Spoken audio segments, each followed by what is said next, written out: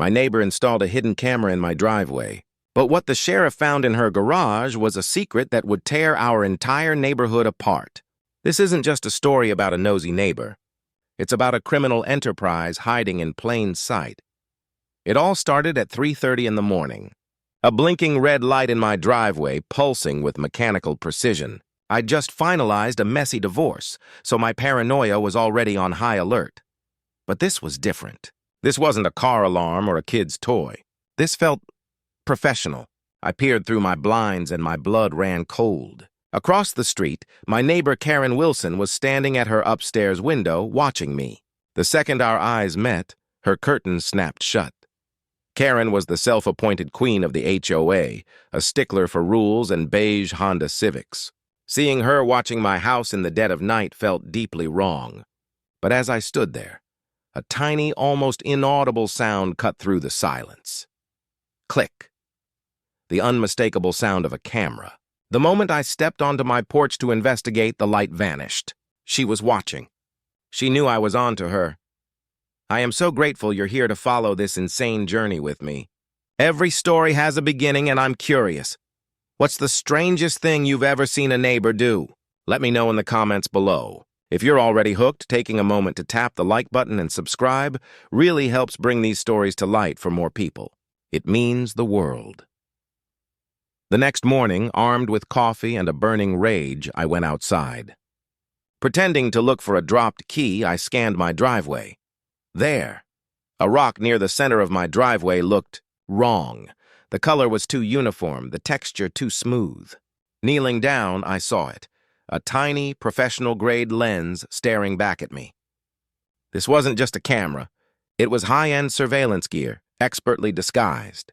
But the worst part was the thin black wire snaking away from it. It was almost invisible against the dark soil, but I followed it. It ran along the edge of my driveway, through my flower bed and straight to the property line, disappearing under the very fence Karen had insisted we install 2 years ago for privacy. The lie was so perfect, so sinister. I had my evidence. This wasn't paranoia. This was a crime. Back inside, my hands were shaking. Not from fear, but from a cold, precise fury. A quick search of Virginia law confirmed my worst fears. Installing surveillance on someone else's property without consent wasn't just an HOA violation, it was a felony. It was time to call in the professionals. I dialed the non-emergency number for the sheriff's department. Sheriff's office, Deputy Morrison speaking. I explained the situation, expecting to be dismissed as a paranoid divorcee. Instead, I was transferred to a man who introduced himself as Sheriff Grant, a specialist in technology crimes. His voice was calm, professional, and took me seriously from the first second. He listened as I described the camera, the wire, and Karen watching me from her window. "Do not touch the equipment," he ordered. "Preserve the scene. I can be there at 2 p.m. with specialized equipment. And Mr. Thompson," he added, his voice firm, "do not confront your neighbor. People who do this often have complicated motivations." At exactly 2 p.m., an unmarked SUV pulled up. Sheriff Grant was a man who looked like he'd seen every suburban nightmare imaginable. I showed him the rock. "Professional-grade equipment," he confirmed, taking photos. He then pulled a device from a metal briefcase that looked like it was straight out of a spy movie. "Cable tracer," he explained. He held it over the rock, and it began to beep steadily. He followed the signal like a bloodhound, tracing the exact path I had found that morning, across my lawn and under the fence. The beeping led him right to the side of Karen's garage. "The cable terminates here," he said, making notes. "It's definitely crossing property lines." Then he pulled out a second device, pointing it at her garage. It looked like a small radar gun. "This detects active electronic signals." The device didn't just beep. It lit up like a Christmas tree, screaming with multiple powerful signals. Grant's professional calm shifted to serious concern. "Mr. Thompson," he said slowly, "there is a lot of electronic activity in that garage. Much more than you'd expect from normal residential use. I'm going to need a search warrant." 2 days later, the warrant was approved. As 2 sheriff's department cruisers rolled up to my house, Karen just happened to be outside, fumbling with her mail and staring at us. She knew. Sheriff Grant, warrant in hand, walked across my lawn and onto her driveway. "Ms. Wilson," he said, his voice echoing in the suddenly silent street. "I have a search warrant for your garage." Karen's response was the most incriminating thing she could have said. She didn't feign surprise or confusion. She didn't say, "What are you talking about?" Instead, she immediately blurted out, "This is about that security camera, isn't it? I can explain everything." Her cover story was flimsy. A trial period with a phantom company called Metro Security Solutions. She claimed they handled all the permits and paperwork remotely. I couldn't help myself. "Karen," I called out from my porch, "if you hired a security company, why didn't you mention it at the last HOA meeting?" A few neighbors had now gathered, pretending to garden or check their own mail, their ears wide open. Karen stammered, claiming she wanted to test its effectiveness first. Sheriff Grant, completely unfazed, continued his questions. "What kind of security company doesn't take calls during business hours, Ms. Wilson?" Her face paled. She was out of lies. Backed into a corner, she made her final, fatal mistake.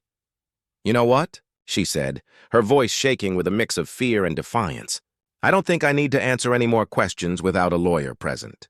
The entire neighborhood went dead silent. Innocent people don't lawyer up when asked for a security contract. Sheriff Grant simply nodded. "That's your right. Deputy Morrison will stay with you while I execute the warrant." He turned to me. "Mr. Thompson, would you like to observe?" He led me to the garage, pulled out a pair of bolt cutters for the padlock, and gave me a final warning. "Prepare yourself for what we might find." He lifted the garage door, and I gasped. It wasn't a garage. It was mission control. Karen Wilson's garage contained 0 cars and about $15,000 worth of surveillance equipment. A wall of 6 monitors glowed in the dim light, each displaying a live feed from a different house on our street. My driveway was on screen 1, but I also saw the Stevens house across the street, the Walsh property 3 doors down, the Miller's front yard. She was spying on all of us. Professional DVRs were stacked on shelves, and filing cabinets were neatly labeled with addresses. "This is organized," Grant muttered, immediately radioing for backup and a forensics team. This wasn't a hobby. This was an operation. The computer was still logged in. The desktop was a grid of folders, each one an address, a family, a life. My address, 1249 Maple Creek Drive, had subfolders: visitor log, schedule analysis, incident reports. She was documenting our lives, analyzing our patterns, creating reports on us. But the real horror was in a folder labeled Client Communications. Inside were emails to private investigators and divorce attorneys, invoices, payment negotiations. "This is a business," Sheriff Grant said, his voice grim. "She's been selling surveillance footage." He pointed to one email chain. Karen was negotiating a price with a lawyer representing Mr. Miller in a bitter custody dispute, providing evidence against his ex-wife. Another showed her selling visitor logs to a PI working a marital fidelity case against Tom Stevens. Then Grant pointed to an email dated just 3 days ago. "Mr. Thompson, look at this!" My heart hammered against my ribs. Karen had sent 18 hours of footage from my driveway to someone who paid her $1,200 for evidence of residential activity patterns. The buyer? An investigator I knew my ex-wife's ruthless lawyer had on retainer. They were building a case against me using illegally obtained footage sold by my own neighbor. She wasn't just watching me. She was profiting from my personal turmoil. This whole time, the feeling of being watched, the discomfort in my own home, it wasn't paranoia. It was her job. She had turned our lives, our privacy, and our trust into her own dirty little criminal enterprise. The emergency HOA meeting was standing room only. The entire neighborhood was there, simmering with anger and betrayal. Karen was there too, required to attend as a condition of her bail. Sheriff Grant laid it all out. The 6 families targeted, the detailed logs, and the fact that Karen had earned over $8,000 selling her neighbor's privacy to the highest bidder. The room exploded. "You sold footage of our children!" screamed Rosa Miller, whose custody battle had been poisoned by Karen's data. Karen stood, offering a pathetic excuse. I was just trying to keep the neighborhood safe.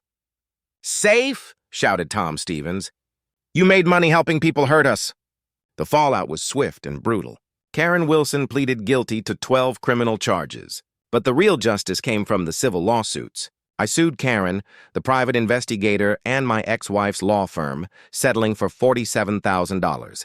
The Miller family won $62,000 and full custody of their children. In total, the damages exceeded $300,000. Karen lost her house, her savings, everything. The spy business that earned her a measly $8,000 cost her the life she had spent 40 years building. The private investigators were shut down, and the lawyers were sanctioned. 6 months later, a new family moved into Karen's old house. Our neighborhood, now protected by new strict privacy bylaws I helped write, finally felt secure. Not because of secret cameras, but because of mutual trust and respect. Justice, it turns out, is the best security system. My life was finally quiet. The spying was over, the chapter closed, or so I thought. This morning, I got a text from Sheriff Grant. Some people never learn. And if you want to find out what happens when a convicted spy can't stop spying, make sure you're subscribed for part 2. You won't believe what she did next.